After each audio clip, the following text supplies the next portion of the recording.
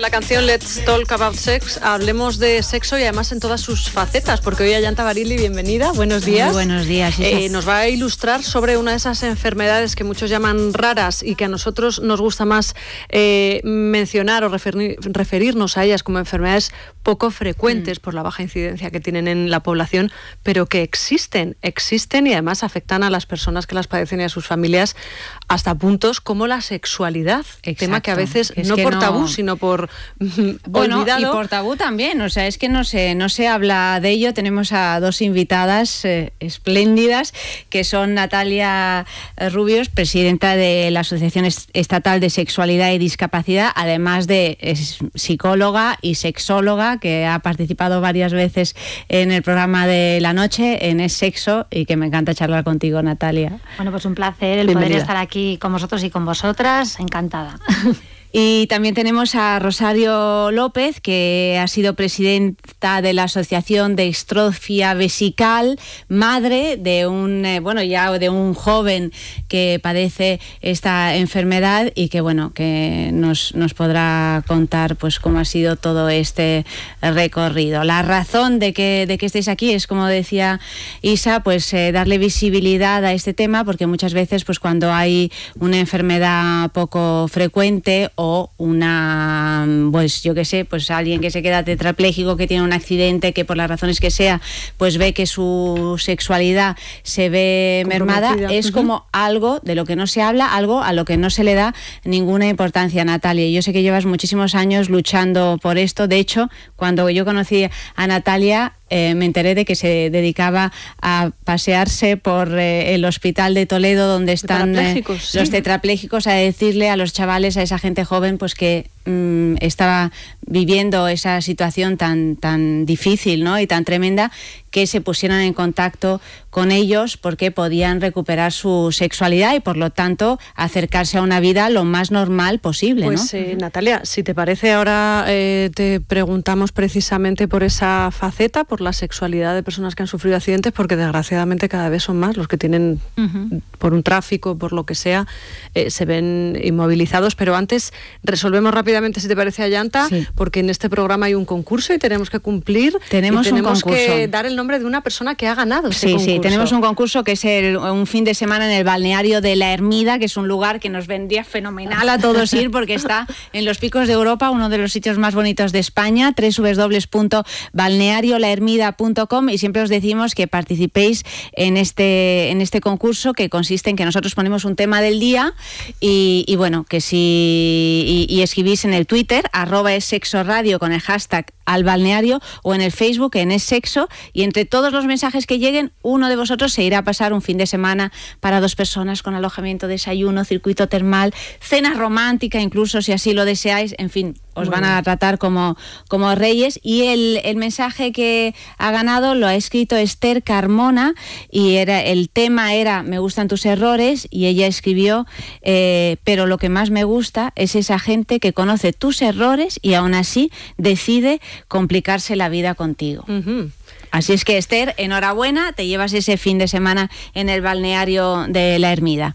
Dicho esto, pues continuamos, Natalia, con... yo realmente, es verdad que es una pregunta que nos solemos hacer, ¿no? Si esas personas que han sufrido accidentes y se quedan en esa condición de tetraplegia, paraplegia, pueden hacer una vida sexual lo más cercana a la normalidad, o si directamente pueden hacer una vida sexual completamente normal. Bueno, pues partiendo del hecho de que, como bien planteáis, la sexualidad forma parte de todas las personas, además está presente a lo largo de toda la vida. Pues fijaros, la situación, como pueda ser una situación sobrevenida o adquirida, como puede ser un accidente de tráfico u otras situaciones que pueden desencadenar de que la persona tenga una discapacidad y una diversidad funcional sobrevenida, pues afecta a muchas esferas de la vida de la persona, y en lo que tiene que ver con la sexualidad también va a verse afectada. Si bien es cierto, parte de la responsabilidad que tenemos los profesionales que estamos y que un poco atendemos a estas personas que han sufrido una lesión o un traumatismo, pues también tenemos la obligación y un poco la responsabilidad de poner este tema encima de la mesa. La experiencia me dice que hay veces que los profesionales del ámbito a lo mejor no priorizamos este tema. Pensamos por ellos y tomamos decisiones por ellos y decimos, bueno, con lo que tienen, harto tendrán, mejor que recuperen la movilidad, mejor que hagan otras cosas, y pensamos que a lo mejor esta esfera de sus vidas para ellos no es tan importante. Son jóvenes, además, en su mayoría. hay que pensar que puede pasar a cualquier edad, ¿no? En este sentido sí que hemos hecho estudios para contrarrestar un poco esa necesidad percibida por parte de los profesionales. Vamos a preguntarles a ellos como protagonistas de sus vidas, qué son, ¿no? Un poco las demandas expresas, y por supuesto que este tema, mira, hicimos un estudio un poco en el hilo de lo que planteaba Yanta y en su momento lo comentamos. Si a las personas con lesión medular les preguntamos cuál son su orden de prioridades tras la lesión, pues lo primero que nos dicen es que lo que quieren recuperar son el control de esfínteres, tanto anales como vesicales. Ajá. Pero en segundo orden de prioridades está y evidencian y reivindican su sexualidad, el poder seguir disfrutando de esa, tanto a nivel individual, a nivel de pareja, pero que alguien les preste los apoyos, que les indique, que les acompañe en esa nueva situación, ¿no? Y por ahí, la verdad que en el momento que podemos intervenir con ellos, por supuesto que nos damos cuenta de esa importancia que tiene.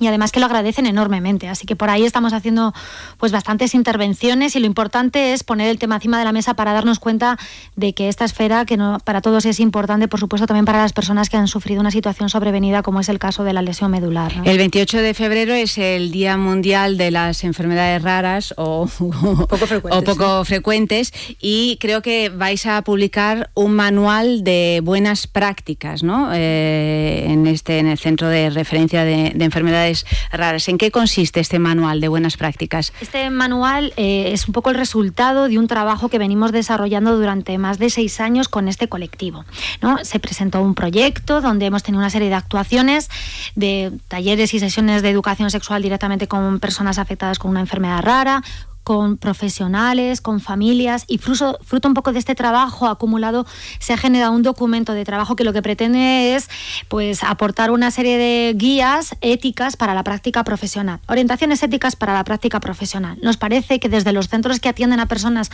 con algún tipo de enfermedad rara hay ciertas consideraciones que tienen que ver con la sexualidad. Hablamos del pudor, de la intimidad, del acceso a ese cuerpo, de la intimidad de las palabras, de la importancia de los comentarios que hacemos, y todas estas cuestiones hay veces que se nos pueden pasar por alto, ¿no?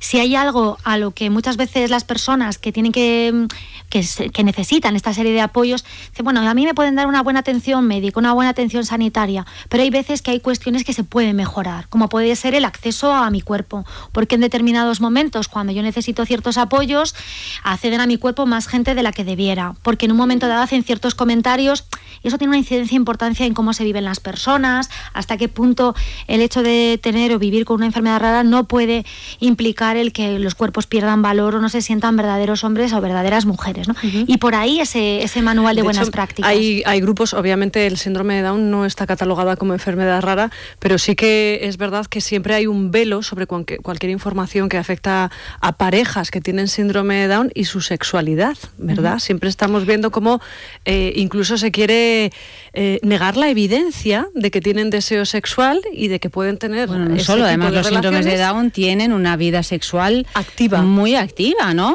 Pues, sí que es cierto que es verdad que como en algunas diversidades funcionales, sobre todo con temas de discapacidad intelectual o del desarrollo, como puede ser el síndrome de Down, cuando hay limitaciones, en muchos casos asociadas a las personas, pues todavía se dificulta más o se invisibiliza esta esfera de sus vidas, ¿no? Y aquí nos encontramos dos posturas. Por una parte, gente que piensa que las personas con síndrome de Down son eternos niños, son ángeles, son asexuados y se pasan la vida así un poco infantilizándoles. Pero su cuerpo crece, sus hormonas van revolucionándose como las de cualquier otra persona. Y las demandas, las motivaciones, la necesidad de relacionarse con otras personas, la expresión de los afectos va a estar presente, y muchas veces nuestro papel es saber reconducir situaciones, el generarles pues contextos donde no les metan en líos, que algunas veces pues sí que es cierto que pueden tener muestras excesivamente efusivas, hay veces que no saben cómo ajustar esas muestras de afecto en función del tipo de relación. Sí, pero se habla directamente de castración en muchos casos, ¿no? Sí. Y claro, es atajar el problema, yo creo que directamente empezando por el principio, me parece una barbaridad. Fíjate que este planteamiento, hay veces que las familias, ¿no? Que muchas veces no tienen las herramientas de cómo manejar situaciones. Esterilización, para no utilizar la palabra que no es correcta. En un momento dado te puedan plantear, yo el tema de la sexualidad con mi hijo con síndrome de Down lo tengo resuelto, o con mi hija, le hice la ligadura de trompas hace... Dices, bueno, pues a lo mejor tú has resuelto el tema de la reproducción, del embarazo, de esas angustias, pero hablar de sexualidad es hablar de cosas mucho más grandes, ¿no? Estamos hablando de cuestiones que no solamente tienen que ver con la reproducción, tienen que ver con la expresión de los afectos, la comunicación, el cómo pueden disfrutar de su cuerpo, cómo se gestionan determinadas conductas. Y por ahí, bueno, yo me siento bastante optimista, porque sí que es cierto que hace unos años nos costaba intervenir en estos planos, pero cada vez hay más necesidades, hay más presencia, hay más implicación por parte de las familias, por los profesionales del ámbito, así que por ahí estamos haciendo muchas cosas y además muy bien organizadas desde las plataformas del ámbito de la discapacidad y o diversidad funcional. Bueno, dentro de estas enfermedades está precisamente la extrofia vesical. Rosario, hola. Por primera vez he oído hablar de ella. Bueno, reconozco que fue Ayanta la que me habló de este tema y yo no sabía absolutamente nada. Realmente no es que sea rara, es que es una enfermedad muy, muy poco frecuente. Y además, si es que lo de rara pone de raros a los que las padecen y no son personas raras, son personas. Bueno, además tú, Rosario, eres madre de un afectado. ¿Cómo se vive esto? Porque además, claro, tú tuviste a tu hijo hace 20 años, ¿no? Imagino que hace 20 años. ¿Y qué es la estrofia vesical? Eso que has dicho, Isabel, que no la conoce nadie, que es la primera vez que oyes hablar de ella, es lo normal. Pues entonces imagínate lo que nos pasa a las madres cuando de repente vas a tener un hijo que no sabes nada, que las ecografías no te han detectado nada, y de repente nace ese hijo, soy un silencio en el quirófano, y nace con toda la pared abdominal abierta, la vejiga hacia afuera, y nada sin formar, y nadie sabe qué es eso. Si lo tienes, como ejemplo en mi caso, con epidural, que estás oyendo, de repente oyes un silencio, ¿qué pasa? Nadie sabe qué es. Entonces a partir de ahí se empieza a correr, no te dicen lo que es, se tapan los niños, te lo llevan, porque claro, ni las enfermeras, ni el ginecólogo, ni nadie sabe qué ha pasado. Entonces es sorprendente. A partir de ahí, pues claro, nos toca a todos aprender lo que hay que hacer, qué es eso, cómo se trata, cómo se atiende, y bueno, pues es la situación. ¿No se resolvió con una operación? O me imagino que... Se resuelve con muchas operaciones, lo que hay es una malformación, pues eso, poco frecuente, cada vez nacen menos niños con esta malformación, casi no se detecta en el embarazo y se tiene que ir solucionando progresivamente con sucesivas intervenciones quirúrgicas. Los objetivos básicos de las intervenciones quirúrgicas son, lo primero, preservar la función renal, después conseguir la continencia urinaria, y en tercero, tener una apariencia estética aceptable de los genitales externos. Sí, pero estamos otra vez en que como si la estética fuese lo último, ¿verdad? Y probablemente para un chaval de 20 años, no sé qué edad tiene tu hijo, más o menos, la estética ahora mismo puede que sea lo primero, ¿no?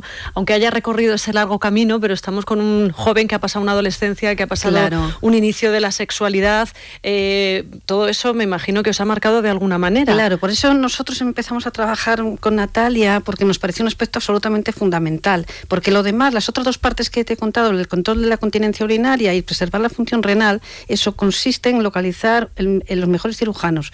Si naces y consigues que te lleven, que no siempre es fácil, es otro tema, que te lleven al hospital donde se tiene mayor experiencia, ya está fuera de tus manos, fuera del control de los padres. ¿Se puede decir cuál es este hospital? Hombre, nosotros apostamos por dos hospitales, el Hospital La Paz en Madrid y la Fundación Puigvert en Barcelona.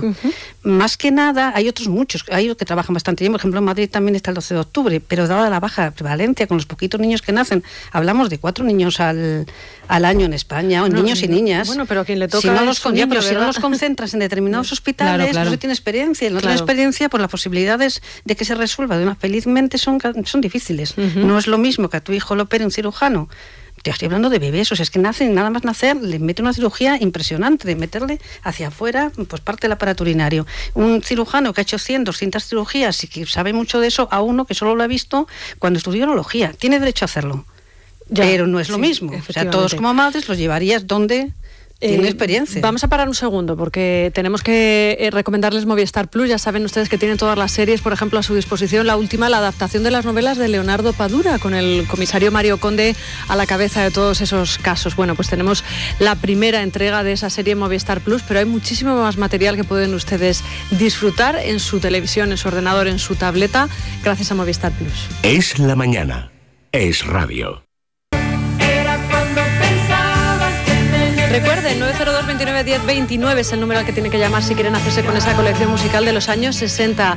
902 29 10 29 o musicadesiempre.com, los mejores grupos, las mejores bandas de los años 60, esas canciones que han bailado ustedes en los guateques, con las que seguramente pidieron salir a más de una chica o más de un chico. Bueno, estamos a llanta, ¿verdad?, hablando de enfermedades poco frecuentes. Estamos además con Natalia Rubio, que es sexóloga, y con Rosario López, que durante 10 años precisamente ha estado a la cabeza, al frente de una de esas asociaciones, la de afectados por estrofia vesical, Asociación Española de Estrofia Vesical, Cloacales y Epispadia. Son palabras, para que nos vamos a engañar, ¿verdad?, pero que sin embargo tienen detrás a personas que protagonizan esta vivencia, que empieza siendo una dolencia, ¿no?, por lo que nos estaba contando. Claro, y en cuanto a la estrofia vesical, sería interesante saber el peso que tiene la cuestión estética en la vida de estas personas, ¿no? Porque nos decías que se pueden hacer múltiples operaciones y llegar incluso a una reconstrucción completa de un pene, porque es más problemático para los chicos que para las chicas, puesto que los genitales femeninos están más escondidos. Para los chicos hay más problema, o es más dificultoso, pero hasta qué punto y de qué manera se puede hacer que uno acepte su aspecto y pueda, bueno, pues tener una vida sexual y por lo tanto sentimental y familiar normalizada. Para eso trabajamos con Natalia y con otras personas con ella, vamos. Los chavales con estrofia vesical y patologías afines, lo que aprenden trabajando con Natalia es que ellos tienen sensibilidad y placer normal. Y lo que pasa es que su aspecto no siempre se ajusta a los cánones establecidos.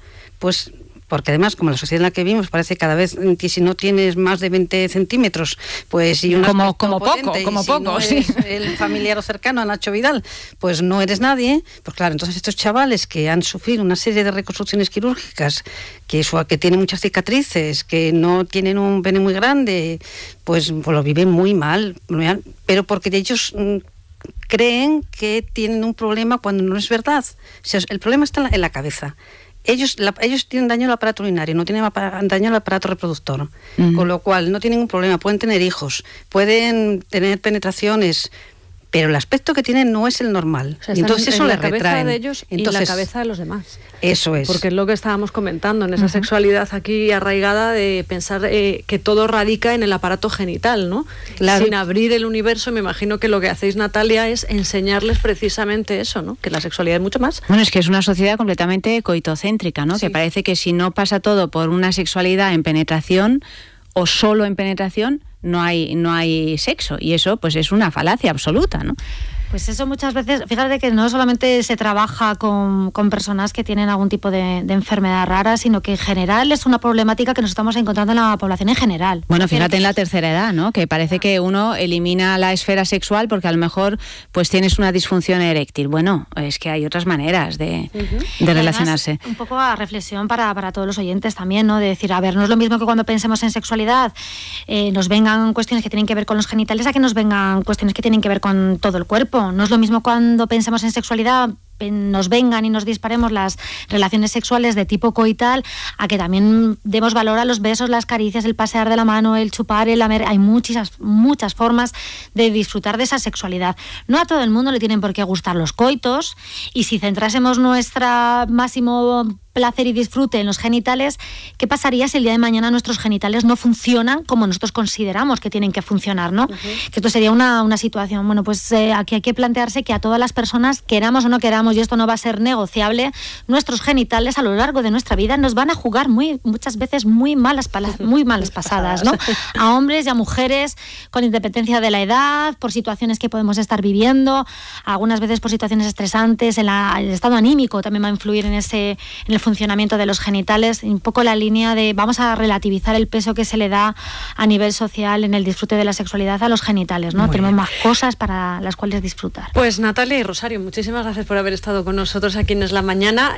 Nos tenemos que despedir, gracias a Llanta. Sí, gracias. Tomen sin violines, si van a pasarse un poquito con la dieta o no, todo lo contrario, si van a comer ustedes un poquito de más, ya saben que quema la grasa que tenemos en nuestro cuerpo de la forma más fácil. Y nos despedimos, pero solamente hasta mañana. Volvemos a las 6 en punto. Pásenlo bien.